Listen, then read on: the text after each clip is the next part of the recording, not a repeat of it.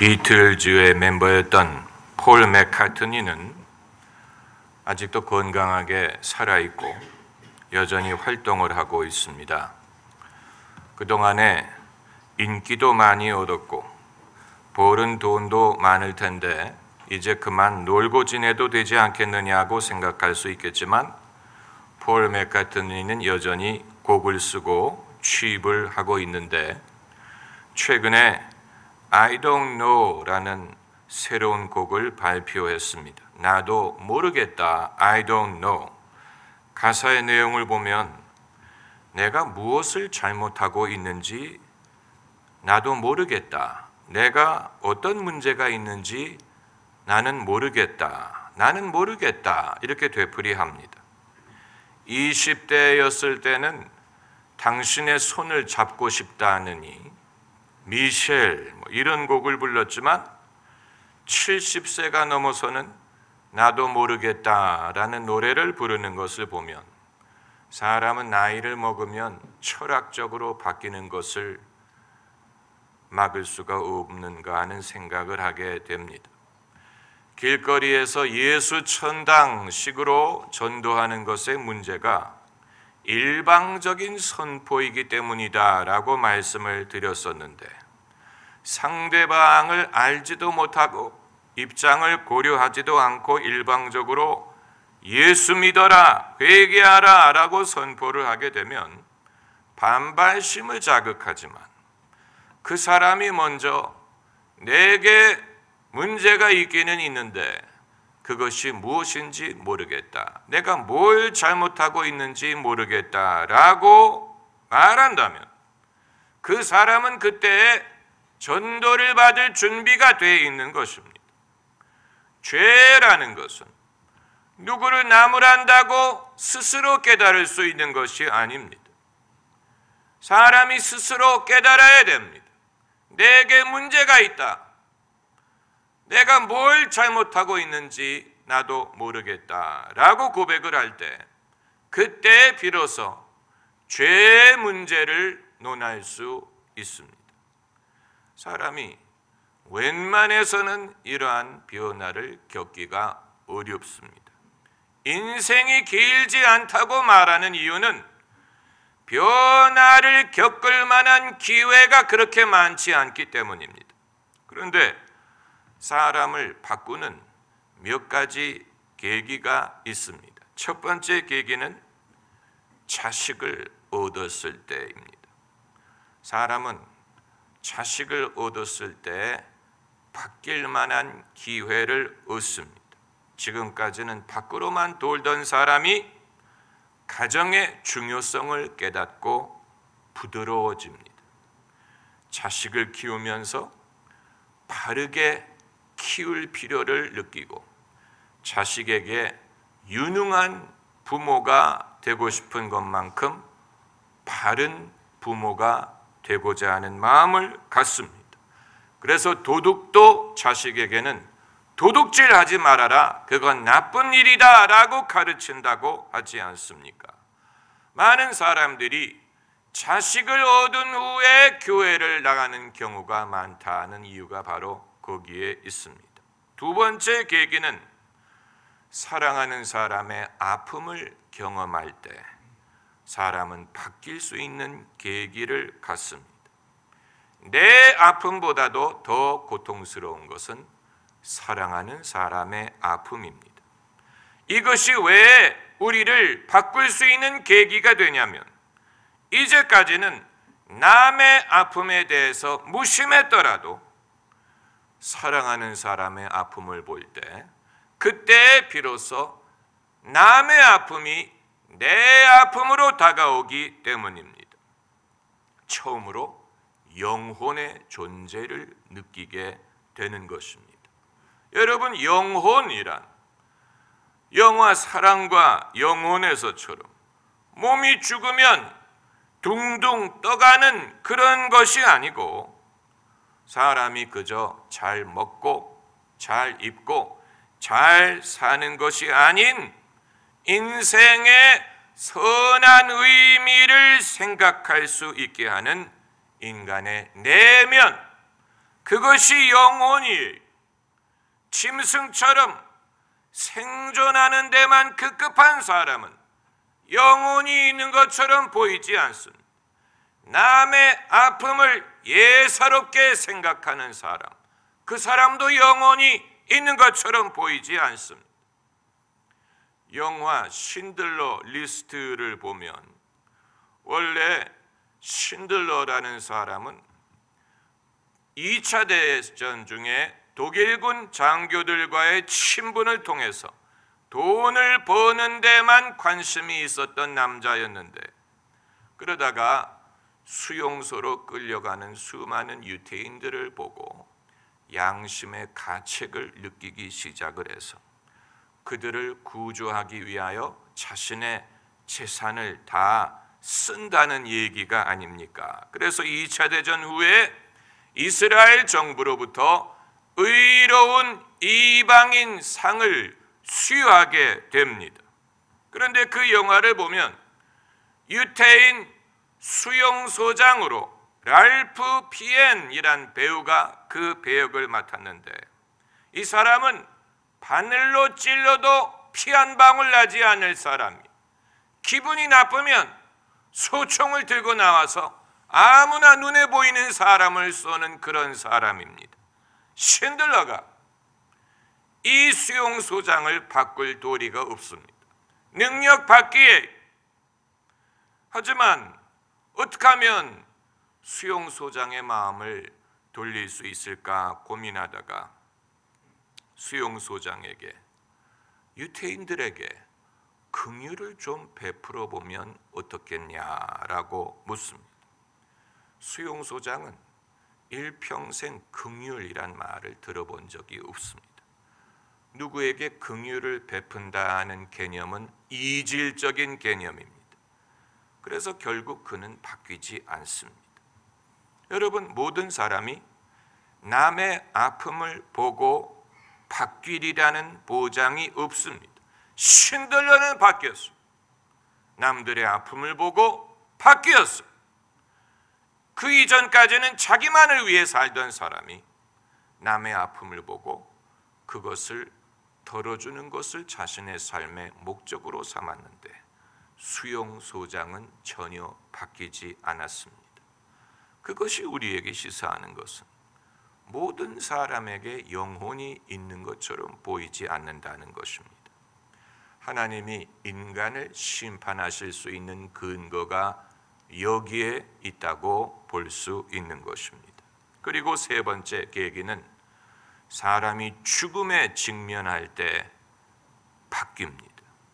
새도 죽음 앞에서는 울음소리가 서운하게 된다는 말이 있는 것처럼 사람이 죽음의 그림자가 다가올 때 바뀔 수 있는 계기를 얻습니다. 그러나 모든 사람이 바뀌리라는 보장은 없습니다. 성경에 그게 나와 있잖아요.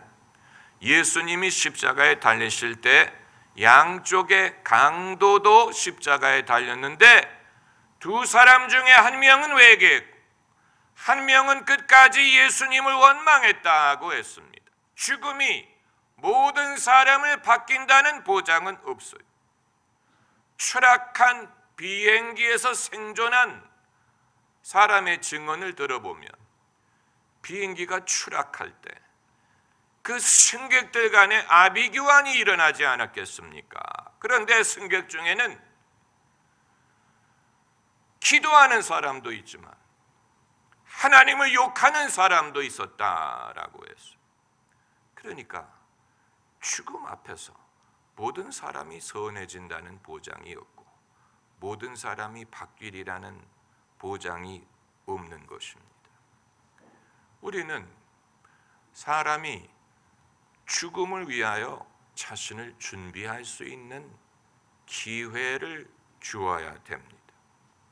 가족이, 친지가 중한 병을 앓고 있을 때 언제까지 날 테니 염려하지 말라라든가 날 수 있다고라고만 말하겠습니까? 고치려고 애를 쓰지만 어느 시점에 가서는 하나님이 데려가실 수 있으니까 준비를 하라고 기회를 줘야 되지 않겠습니까? 성경에서도 하나님이 그런 말씀하실 때 있습니다.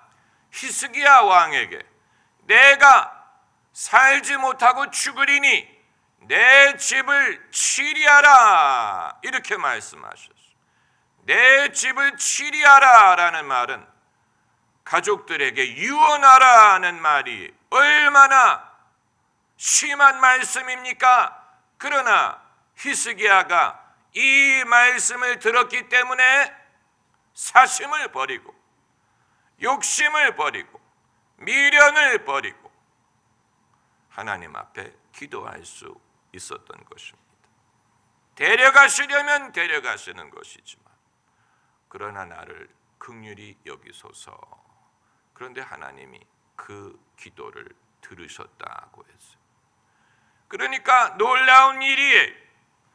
우리의 기도가 효력이 없는 이유는 너무 미련이 많기 때문에 그럴지 몰라요. 너무 내 생각에 좌우되는 기도이기 때문에 그럴지 몰라요. 차라리 미련을 버리고 마음을 비우고 데려가시든 남기시든 내가 어떻게 되든 주님의 손에 맡겨드립니다. 그러나 나를 긍휼히 여기소서. 사심 없는 기도, 그것이 가능할 수 있었던 이유는 히스기야가 죽음이라는 것을 맞닥뜨렸기 때문입니다. 그리고 네 번째로 하나님의 감동에 의해 바뀌는 사람도 있습니다. 이것은 아주 드문 경우입니다. 의외의 경우입니다. 그 전형적인 예가 다메섹 도상의 사울입니다. 교회를 핍박하러 가다가 예수님이 나타나시는 바람에 그가 변하여 예수님을 섬기는 사도가 되었죠. 그런데 이러한 변화도 마술적으로 생기는 게 아니에요. 아주 강팍했던 사람이 어떤 마술적인 힘에 의해 손쉽게 바뀌리라고 생각할 수 없습니다. 제가 젊은 목사였을 때 어떤 아버지가 자기 아들을 좀 바꿔달라고, 목사님은 능력이 많으니까 할 수 있을 거라고. 아니, 애비도 못하는데 제가 어떻게 그 아들을 바꾸겠습니까? 하나님의 능력이 그런 식으로 사용할 수 있는 게 아니에요. 그럼 사울이 변화될 수 있었던 이유가 무엇이냐? 주님이 나타나셨기 때문이기도 하지만 사울 자신에게 내면적인 고민이 있었기 때문에 주님이 나타나셨을 때 그것을 이해했으리라고 보는 것입니다. 주님이 한마디로 그를 이해시켰습니다. 사울아, 사울아, 내가 어찌하여 나를 핍박하느냐? 그 한마디로 사울이 깨달았어요. 깨달았다는 말은 이 문제에 대해서 고민했다는 얘기예요. 그가 고민을 하고 있는 중에 주님이 은혜를 베푸셨기 때문에 그것이 사울로 하여금 변화되는 기회가 된 것이지, 자기의 행위에 대해서 생각하지도 않고 관심도 없고 고민도 없는 사람은 예수님이 나타나신다고 바뀌리라는 보장이 없습니다. 부자가 아브라함에게 부탁하기를 내 형제가 있으니 나사로가 죽은 자가 살아나서 그들을 찾아가면 회개하리이다 그랬어요. 그랬더니 아브라함이 대답하기를 그들에게는 율법과 선지자가 있으니 그것으로 회개하지 않는다면 죽은 자가 살아난다고 해도 회개하지 않으리라. 그러니까 여러분, 바뀔 만한 여건이 있어야 하나님의 기적이 될 수가 있는 것이지, 그렇지 않고 평소에 먹고 마시고 잘 사는 것만을 생각하는 사람은 하나님의 감동을 받는다고 별안간 바뀌는 것이 아닙니다. 계시와 영혼의 고민은 함께 역사합니다. 계시와 하나님의 영혼의 고민, 이 둘이 함께 역사합니다. 그럼 나는 영혼의 고민이 많으니 계시를 받겠네요. 그건 함께 역사해야 됩니다. 미켈란젤로의 천장화와 같습니다. 하나님이 손을 내밀고 계시고 아담도 하나님에게 손을 내밀고 있지 않습니까? 손이 맞닥뜨리려고 하지요. 이게 이제 계시를 말하는 것인데, 하나님이 손을 내미시지만 사람도 하나님을 향하여 손을 내밀어야 만남이 이루어질 수가 있는 것이지, 아무리 하나님이 팔을 내미셔도 사람이 무관심하고 무심하고 그리고 완악하다면 하루 종일 주님이 팔을 내미셔도 사람에게는 아무런 변화를 기대할 수 없을 것입니다.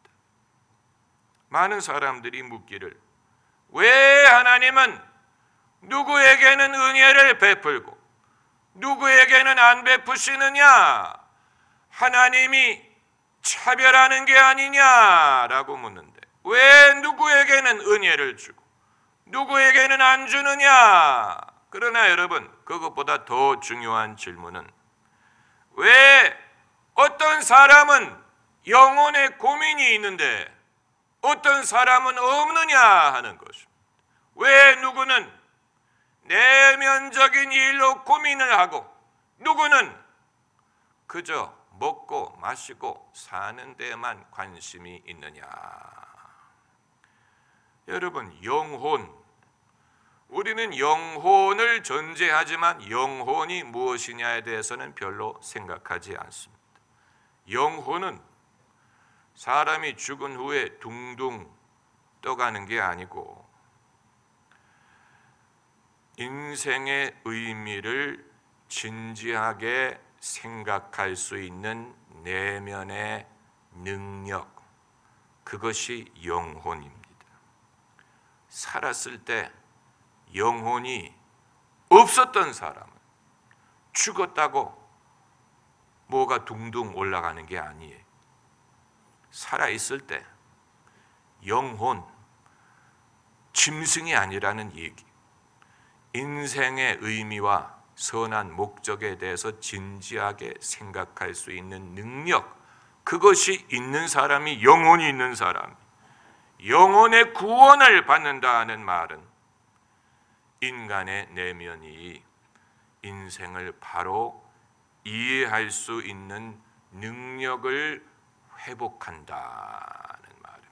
반대로 영혼을 잃어버렸다는 말은 그 능력을 상실했다는 얘기, 그걸 팔아버렸다는 얘기, 양심을 팔아버리고 마음이 강팍하게 되고 더 이상 선한 것을 사모하지 않고 자기가 선하지 않은 것에 대해서 고민하지 않는다는 얘기입니다. 오늘 영화 얘기가 많이 나오는데 영화 스나이퍼를 봅니다. 우리가 철학적인 교훈을 기대하지 않을 영화입니다. 스나이퍼, 저격수라는 영화를 보면 두 명의 해병대 저격수가 나오는데 한 명은 고수고 한 명은 신참입니다. 그런데 신참도 총을 잘 쏩니다. 사격대회에서 우승한 사람이, 그런데 이 신참 스나이퍼가 적군을 저격할 기회가 있었는데 차마 방아쇠를 당기지 못해가지고 그 사람을 놓쳐버립니다. 이제 고수에게 엄청나게 야단을 맞습니다. 그때 이 신참이 이 말을 합니다. 누굴 죽이면 가슴이 아프지 않습니까?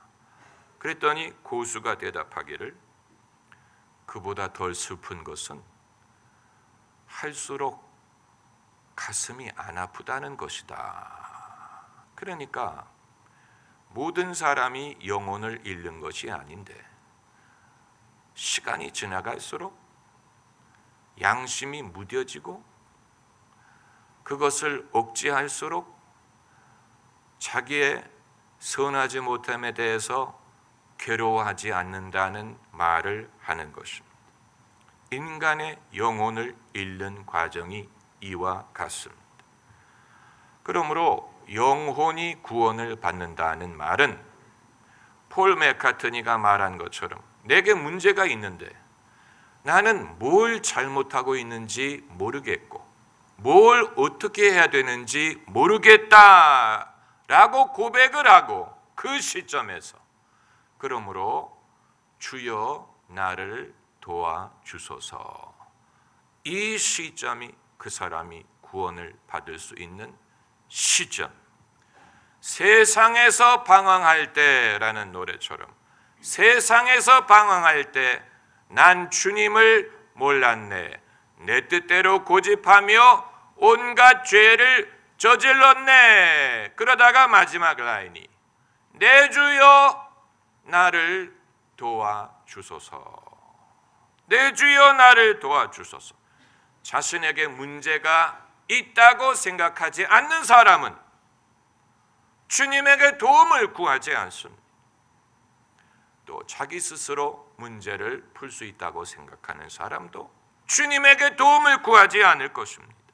내게 문제가 있다, 내가 뭘 잘못하고 있는데 그게 뭔지 모르겠다, 어떻게 해야 되는지 모르겠다, 주여 나를 도와주소서. 그때가 그 사람에게 구원의 순간이 되는 것입니다. 오늘 본문 말씀에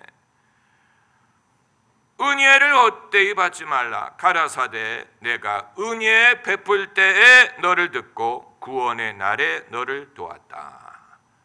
여기에서 이제 사람의 의문은 그때가 언제입니까? 은혜 베풀 때에 너를 듣고 구원의 날에 너를 도왔다라고 했는데 그때가 언제입니까?